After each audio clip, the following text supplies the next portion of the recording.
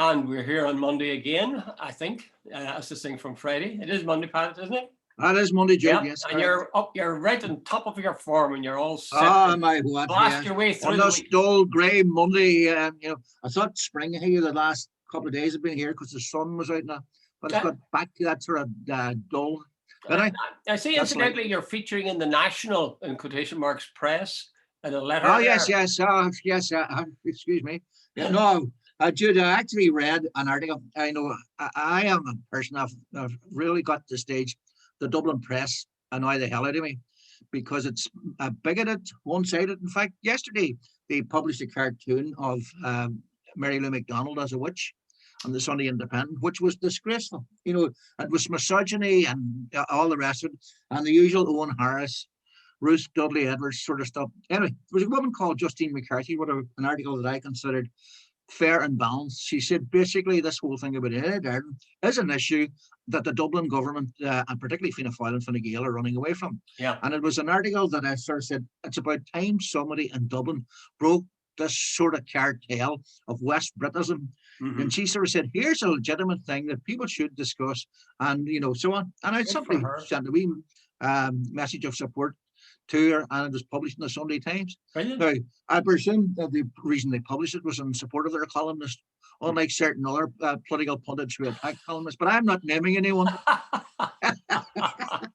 Well, I'm glad you're not thinking of me anyway. That's the important thing. I don't care who you think of me. Okay, let's get down to business here. Because we've actually 3 or 4 pieces, and we want to keep our timing to within half an hour. The first one is England's loss Ireland's gain, really? The fact is that before the pandemic even, the south of Ireland was really becoming more and more a hub for the EU of American companies, Apple, Google, Amazon, all the rest. And it now just seems to be doubling up again. We have 2 announcements. There was a company called Work. I've never heard of these 2 before. Workday, which apparently has already got 1,300 jobs in Dublin. It's going to be adding another 400. And Stripe, which I hadn't heard of, but which is a fascinating story, is going to come in big time. You maybe know a bit more about Stripe than I do, Pat. Jude, the reason I know a bit more about them, one of the young fellas, young scientist of a couple of years back, they're from down around Tipperary or somewhere down that, and they are obviously unbelievably bright. These guys got about 7 honours in their leaving cert. It's equivalent of getting 7 A levels. And they are seriously, but they set up this company, and apparently it is the most successful startup company in what they call Silicon Valley, and they are only in their late 20s, early 30s, and they are both worth 3.5 billion each. Now, and anyway, Stripe as a now I think valued. Now I'm open to correction this, but it's open or valued somewhere in the region of about 100 billion. 9,500 billion, somewhere around that. God. So these 2 guys, they have already about I think 1,000 people maybe working in Ireland, and they have 300 people working in Ireland in Stripe, and over the next couple of years they're going to create 1,000 jobs. And this Workday, they have 1,300, as you said. I think it's in Smithfield in Dublin. Yes, that's right. And they're going to announce another 300 jobs today. Mm-hmm. So Jude, last Monday there was 1,000 jobs. Today there's 300 in Dublin. Just one. And now, Jude, is this a Brexit still in the pandemic, mind you? Aye, but the thing about it, Jude, I think what do you call him? Pascal Donoghue. This company, Workday, they're another I think finance company. And apparently there's been something like 100 billion of securities have been transferred to Ireland in recent months, into the financial service. So somebody's losing that money if it's coming here. Yeah. There's a lot of movement, and we don't hear as much about it as we should do. And I think I would appreciate some of the Dublin journalists doing an article on the extent to which what most of us suspect is that jobs or companies in England, because of Brexit, are going to shift to Ireland. Now, we know that they're going to other places like Holland as well, but just how much is coming into Ireland, I would say is an awful lot, Because see, Jude, the best thing about Ireland, obviously for a lot of particularly American companies, English speaking and American friendly. Yeah. So it's terrific to see. There's only one thing that sort of worries me a little bit, and that is the question of, it's a three-letter word called tax. Yeah. And you remember Apple was in some, not Yeah. difficulties, the Irish government was in some difficulties because it was Yeah. found that Apple had back tax that they hadn't paid, and it was something over $1 billion.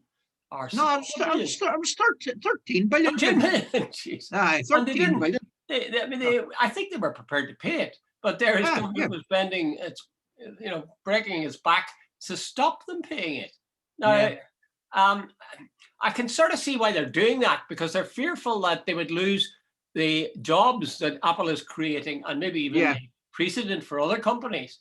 Yeah. But at the same time, I still would be in favor of people paying their taxes. If I'm going to go to jail, if I don't pay my Yeah. taxes, I think Apple can afford to pay theirs. And Yeah, and all the well, rest. Jude, I don't think there's any doubt about that.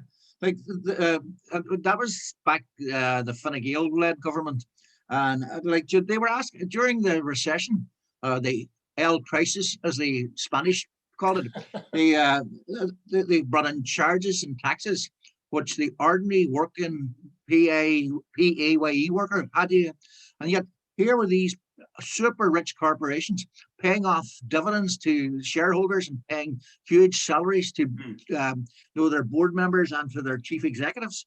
Yet they were getting away with no tax. Now, I personally thought, like the corporation tax rate in the Republic of Ireland is 12.5%. And they were saying, oh no, we can't increase it. It's very low. There's nowhere else in Europe. So even if they'd increased it to 14.5% and brought in a couple extra billion to help with the, sort of the shoulder to the wheel, I thought it'd been perfectly fair.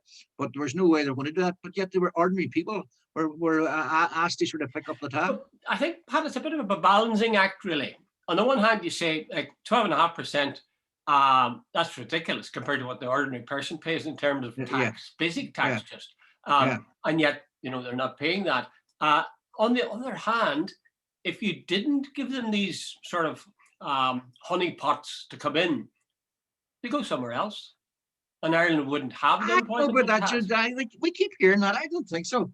There's like even the simple thing, like some of the big computer companies, they can't go to Spain because apparently their electricity bill for the computers would be unbelievable.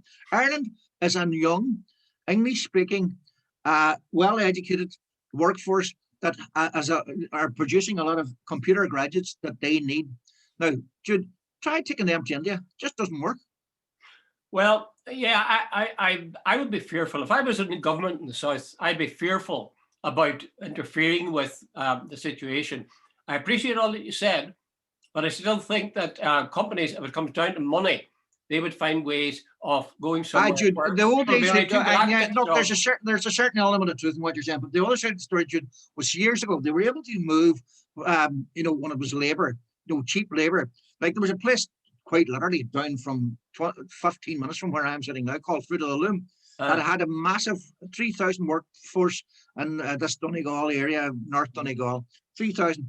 They disappeared nearly overnight, and they took all the jobs to Morocco because they were paying somebody like people there, like 148 quid a month out there. There were people back in Donegal were earning that maybe a day or a week. So the cost, But Jude, when you're looking for a high-skilled, high-end graduate from a university that can speak English and can deal with Americans and can deal globally with finance markets and all the other things that they have to do with, they're not. You just don't find them. You don't pick them up on the street. Well, I hope you're right, Pat. I hope you're right. I'm sure you are too. I'd like to think you're right, but it's in the interest of these companies to flatter the countries they're coming into.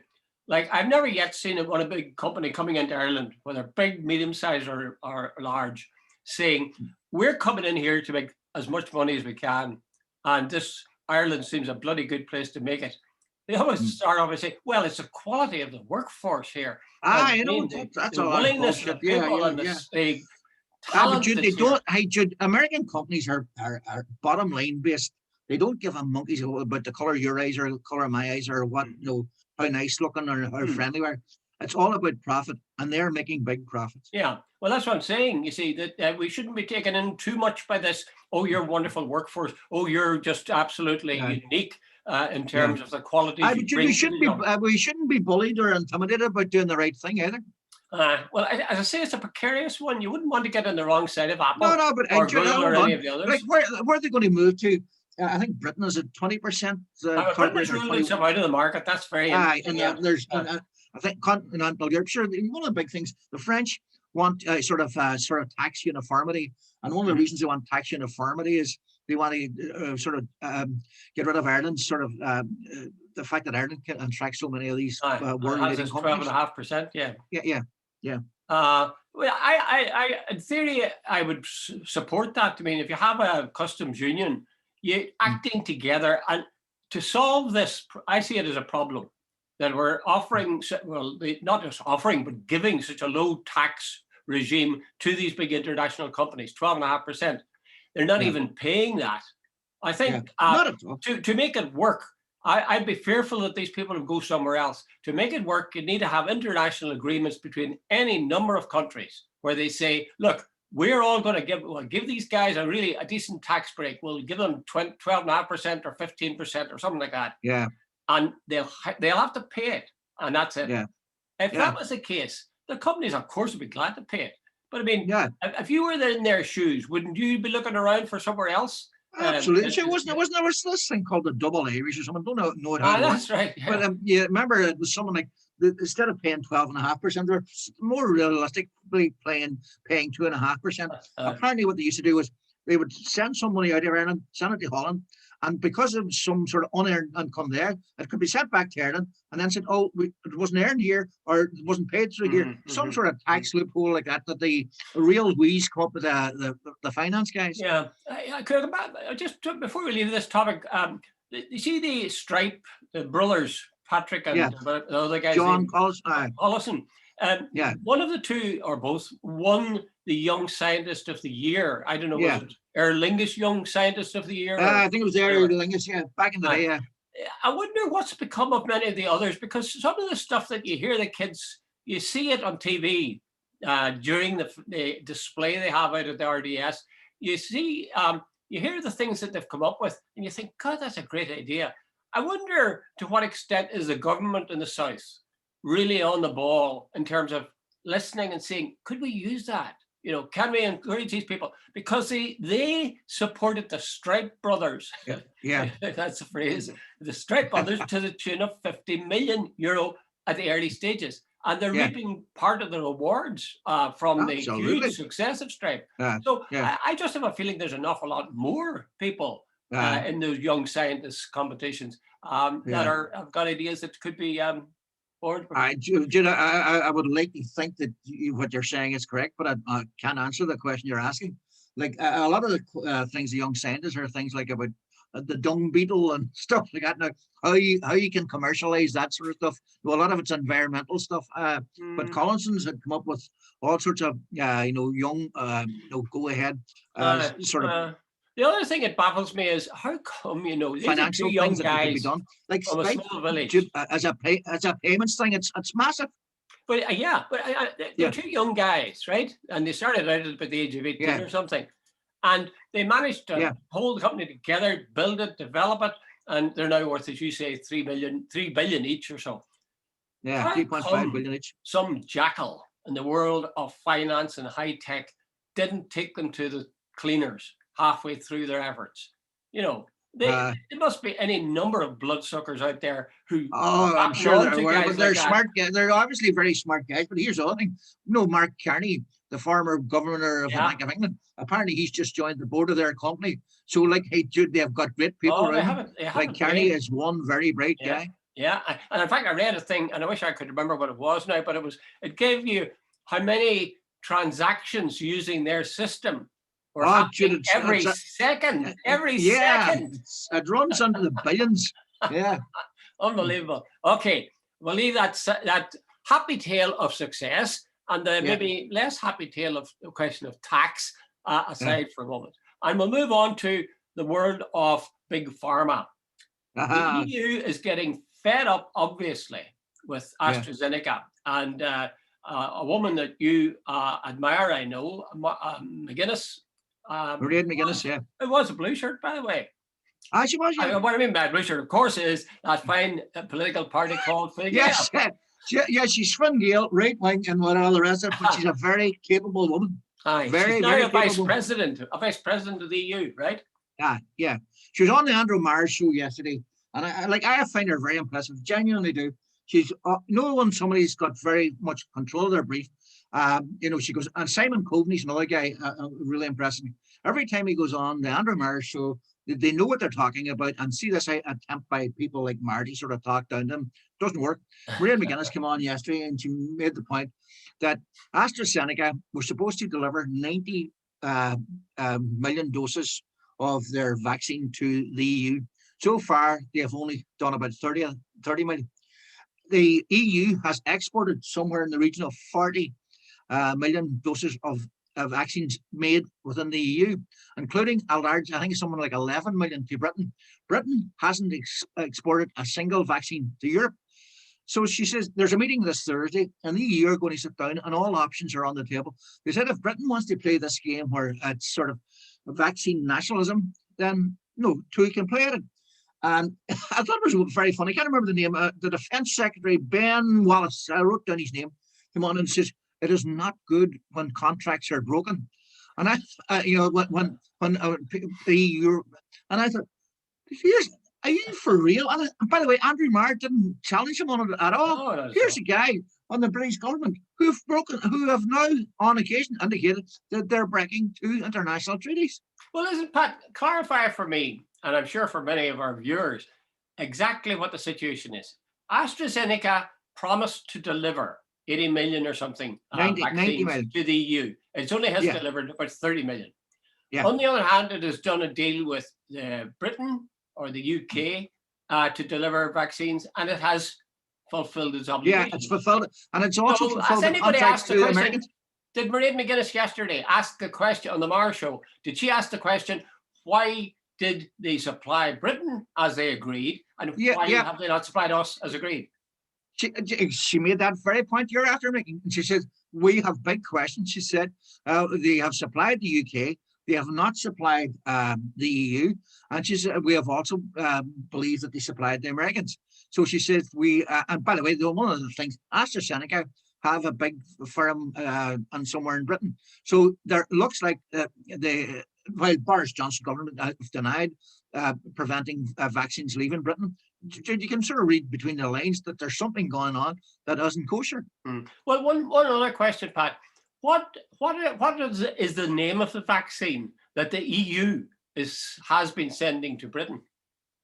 I presume it's AstraZeneca because they have a factory in Belgium, and where you see there's all different components in these vaccines. And I think it's all interrelated. You get some bits here and some bits here. And I think the final where the vaccine is actually made up, a lot of it's made up is actually in Belgium. And when it's finalized, it's then flogged back out again. And they said they have exported 40 million doses from the factory in Brussels, as far as I remember. Well, I mean, that answers the question.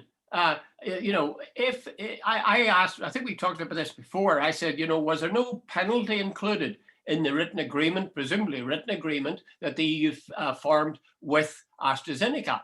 Yeah. So even there wasn't any penalty, the EU should, I mean, it's so obvious, it's hardly worth saying, that if this company hasn't given you the number it said it would, refuses to reform its ways, and you've got your hands on about 30 or 40 million of its vaccine, you'd be crazy to let it go out of the country. Yeah. I heard. I can never remember his name. He's the wee guy with the French name, the wee right wing. I know the guy. The wee. Squat little chap. Yeah. I need to be careful how I describe. Anyway, he was on this morning and he said, "Well, we put in the order first 3 months before the EU, and we're entitled to get our order, and we're prioritizing." But you seem to forget about the thing of AstraZeneca signed a contract with the EU as well, and contracts. When you sign a contract, it's not come first. It's exactly once you sign the contract, you sign the contract. That's right. If it had been in the contract that the date would be to determine whether you'd have to join a queue. Yeah. If that was made clear, fine. That's I don't. They haven't. But I think I'm amazed. The EU. I'm glad to hear that Mairead McGuinness was as good as she was on the Marsh. Yeah. But I mean, the EU isn't making a very good PR case for the situation that they're in. No, it's been talked about as incompetence and red tape and all the crap that Britain left. McGuinness, now that was one place she's a wee bit weak on. She said none of us has had a good pandemic. No, but in terms of rollout, the EU has had a very bad one. Well, of course, maybe she was discreetly finding a way to say something that Boris never mentions. Sorry, not Boris, Johnson. I'm not in first name terms with him. Johnson always boasts of the wonderful job they're doing at the rollout. He never mentions the fact that they had such an appalling. Jude, they were the highest in the world at one stage. Appalling number of deaths. Jude, the only good news is Pfizer apparently it's increasing its deliveries. Something like 200 million, as far as I remember. And there's what's the other one? I can't remember. It's Moderna. 40. I think they're doing 45 million. Johnson and Johnson are going to do 55 million, and that's apparently all in total. I wrote it down. 200. Not 100% certain of those facts, but I remember this one fact. I do remember. There's 200. They reckon by the end of June there'll be 260 million doses going around Europe. So the other ones are coming on stream. And I heard, I think it was Kingston Mills on with Claire Byrne on RT this morning. He said the Russian Sputnik, or whatever the hell they call it, vaccine is very, very good. And there's a Chinese one apparently is coming on stream too that they're saying is very effective. The Russians have offered it, to Ireland. They have offered it, exactly, and they said they're more than willing to share it. So, well, I wonder I think there's an Indian one as well that they're hoping. But in the next couple of weeks, obviously maybe in a month or so, there's going to be so many vaccines. Other sources, Astrazeneka's importance might go down. Well, I was wondering, just supposing that the south of Ireland was to accept, say, 10 million from China or from Russia, how would the US react, I wonder? Would that serve? There does seem to be a bit of politics at play here. The wee Tory guy on this morning saying that the EU last week, stopping the AstraZeneca vaccine program and pausing it, it was purely political. It wasn't medical and all the rest of it. He sort of ignored the fact that it was Norway where these blood clotting things. I don't think it was. But having said that, nothing would surprise me. It could be right. I think it's probably a mixture of the two. They wanted to make absolutely sure that they weren't going to be landed with massive bills or deaths of their citizens. And the other part was, we really got to kick back at the way the Brits are going on with this. We'll come back to that in a way. This whole damn thing of COVID, because it's such an important thing. But very briefly, I see where Donald Trump is setting up his planning, they say, to set up his own social media platform. Would you say that's something that will prosper? Is it going to serve a function of that? Now he's been kicked off Twitter and Facebook. Facebook and all other social. Jude,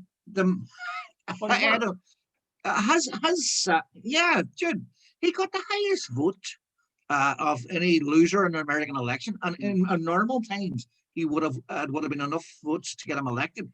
The only thing at this time that all the black people and Hispanics and Latinos and anybody else, but all the racist group, all combined with liberal or progressive white people, that's right, to come out.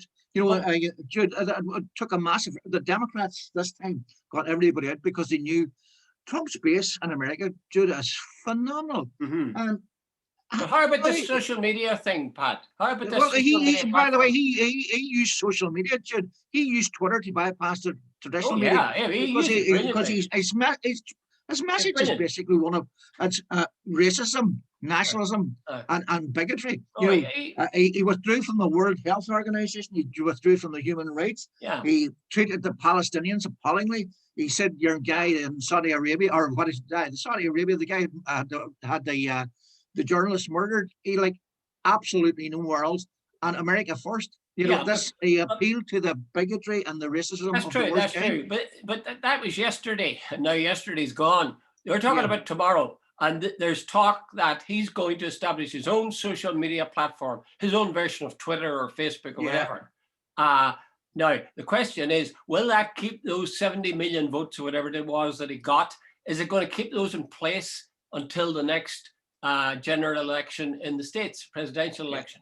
Jude, well, I presume that's the thinking. Jude, let's get this clear. His son, Don Jr., said there's no longer, this is basically what he said, there's no longer a Republican Party. This is now the Trump Party.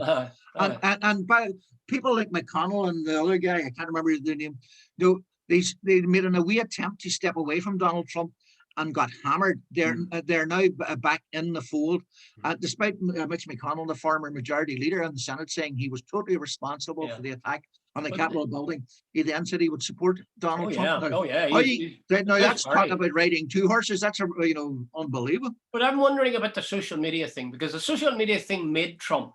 That is to say, when he was on Twitter, particularly.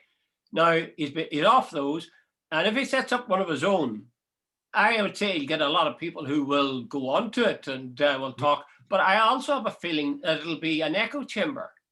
He get all his own supporters. It was an echo chamber. He had 70 million followers or something on Twitter. But he had a lot of people who were contrary views. I saw loads and loads and loads of tweets giving out stink about these Trump's tweets and arguing a case against them. I don't think they're going to go on. If he sets up a social media platform, it's going to be like Fox News was, at least. They're going to be just simply his supporters. Now, that'll be encouraging for the supporters and hold them together. But I don't think that they'll make any converts.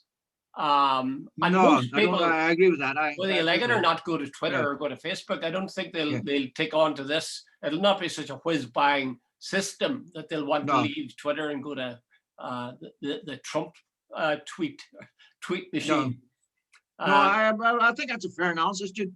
But having said that, Jude, when you think about it, like if we get 70 million supporters to join it, still getting a fair influence. Okay, I take your point. I wonder, is it a bit like, has Trump had his day? There was a big protest. But Jude, I still sit down and wonder, how did the American electorate go from electing an intelligent, educated, thoughtful black man for 8 years to go and electing Donald Trump, the exact opposite of, a thug, a racist, the village idiot, a man who basically, whatever came into his head, that was it. Yeah, but I think enough people have seen, not just barely enough people in the States have seen that that's what happens when you elect this half-wit, not half-wit, but a cunning and ruthless man. Anyway, I don't want to spend too much time with him. We had to talk about him every bloody day of the year last when he was in office. Let's forget about him for the moment.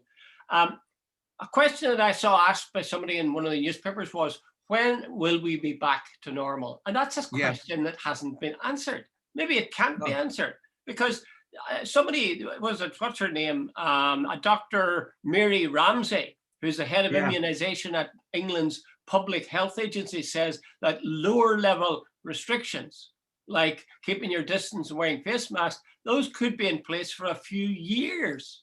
So until the rest, the thing is, the rest of the world, not just Britain, not just Ireland, not just the States, or not even China and Russia, it's everybody. They've got to, everybody has got to get their, R rate, is it? Down. R rate, They've got to keep control of this damn thing. Otherwise, it's no good. It'll just flourish again. So I sometimes think I'm never going to get out of this. I'll be spending the rest of my days standing at a distance. Now, as you know, I was down at a funeral there last week in Dublin, and God, the difficulty of sympathizing with people and not being allowed to engage in tactile. I'm a very strong believer in tactile communication. How you just touch people. I think literally touch them is very, very important. I used to give out about that in terms of kids. The teachers weren't allowed to put their arm around a kid's shoulder. Jesus, that's now multiplied by 10 in every sphere of life. You can't go near people. Would you be equally pessimistic, Pat? Yeah, I do. I wasn't up until recently, but I was a fair. A minute ago. but no, Jude, another thing seems to be coming through. This orbit, despite 3 now lockdowns, quite extensive. Like, Jude, this has been over a year now, all in, and I'm right across France, and here the rates had plateaued for a wee while, but there's in recent days there's signs of going back up again, despite all these things going on. Now, Jude, if that's the case, and the other thing as well, Jude, say no, Boris and the people there. I'm on first name terms with them, by the way. Oh yeah. They're claiming what half of the adults of Britain have now got vaccinated. Yeah. Now, Jude, where the hell can they go if half of Spain isn't vaccinated?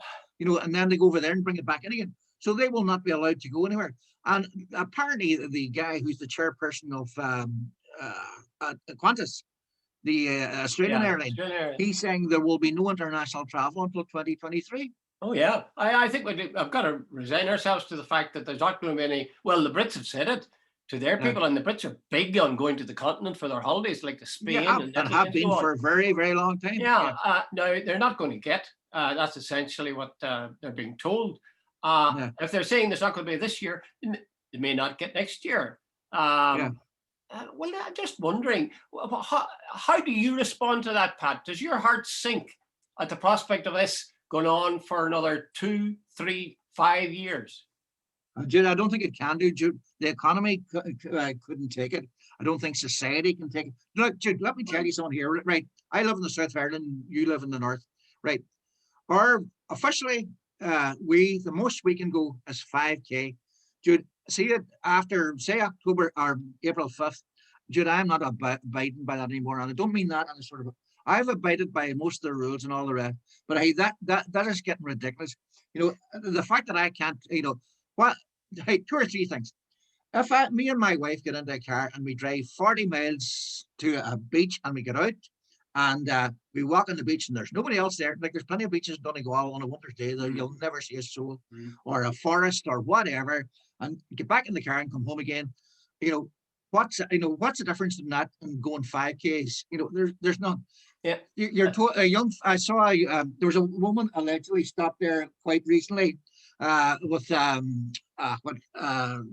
Gardaí apparently on her way to Letterkenny to do shopping, and she was sort of told what she was doing was illegal. She was fined €100.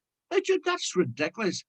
That's total invasion of people's sort of privacy. Well, I sympathise with you, Pat, in terms of, as you say, if you get into the car with your wife and you drive for 40 miles and you get onto a beach and you stay there for an hour or so, and then you get into the car and you come home again, you're clearly not doing any damage to anybody.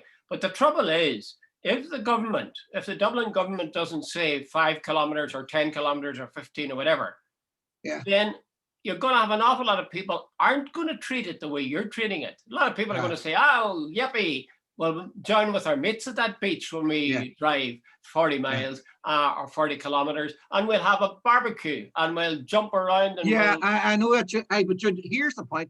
I don't see the big difference is 40. If I socially distance, now the 3 things you should do are socially distance, wash your hands, and wear a mask. If I do that in 50 kilometres away or 5 kilometres, that's the 3 things people should be doing. And stopping somebody from going. By the way, Jude, the other thing as well, some of the things, there are people breaking the rules right, left, and centre, having parties. Per here in Inishowen, there are numerous things of parties being organised on social media where 80 and 100 young people are showing up. And the Gardaí, I presume, if I know about them, I presume the Gardaí know about them, and yet very little seems to be getting done about it. I think you were talking, I'm just thinking now, the 3 things you mentioned, the face mask, the social distance, and the 5 kilometres. No, what was the third? What was that, the third one? The social distance, wash your hands, and washing your hands. They're the 3. Those 3, I think, would need to be abided by everyone. But the one that you've mentioned is travel, how far you can travel. And that doesn't seem to be a crucial one if you think about it. And you've eloquently described yourself how that is not necessarily a bad thing. But the problem is you don't seem to be able to get young people particularly. But hold on, can I cut you across you again? That 5K rule is not applied in Northern Ireland at all. But I don't know that it makes an awful lot of sense, actually. In fact, I'll put my cards on the table. I've just paid the toll for using the M50 around Dublin, which means I drove down to Dublin from Belfast and to a funeral, and nobody stopped me. And I came back up again. But I mean, during the time I was in the south, I was breaking the law, or not the law, but the regulations. But, guidelines. You know, it seemed to be common sense and compassion and everything else that we go down there and do that. But I don't know, Pat. It's all very well for you to say, okay, change the rule about the distance, and I go with you there. But you're not going to change. You can't change the rule. While there's a virus around, you can't change this rule about social distancing. You can't change the rule about washing your hands. No, I don't want those. I don't want those changed. No, I'm not asking those. I'm not happy with that at all, Pat. I know that I would have to do it, but it's very depressing. I mean, I don't want to go around with a face mask on me, and I don't want to not be allowed to touch people. I'll tell you something. At that funeral, there was at least a couple of people, and you know, they broke the rule about contact. They were shaking hands and they were embracing people. And in my heart, I couldn't blame them, because it just was such a heartbreaking thing. And I had to hold myself back from touching people. So I don't want to spend the rest of my days having to do that. Am I going to have to spend the rest of my days doing that? Oh, geez, I would hope not. No, Jude, let me tell you something. A friend of mine died there quite recently from COVID, I should point out. And I met his son. I shook his hand. Jude, I put out my hand. I didn't even think. I know, and afterwards I thought, jeepers, maybe I shouldn't have done it. But Jude, what can you do when you go to a funeral? Like, there's somebody grieving and he's a friend of yours. That's right. That's right. Yeah. But my question was, well, we'll finish on this because we've only about a half a minute left. Are you depressed? I am. But are you depressed by the prospect of not being allowed to touch people? I mean, that sounds ambiguous, but I know. But, for the next 2, Jude, 3, 5 years. No, so I'm trying not to think like that. I really genuinely have. I'm hoping that, see, when all these vaccines get around here, at the very least, that the place will open up. Jude, I would like to see the day in maybe the next couple of months, me and you can meet for a cup of coffee, and you can buy me a beer. Yeah. You know, and I'm working on the basis if we get the vaccines and stuff like that, you know, I would like to be able to go to maybe the Highlands of Scotland. Maybe I mightn't be able to get on a plane, but maybe on a boat or something like that. You know, I don't know. I'm up going for the optimistic one that hopefully things will improve. Well, I tell you something. If you're anticipating and I'm going to have to pay for this drink when we meet, you really are optimistic. Okay, man, thanks very much. Thanks, Jude. Good luck.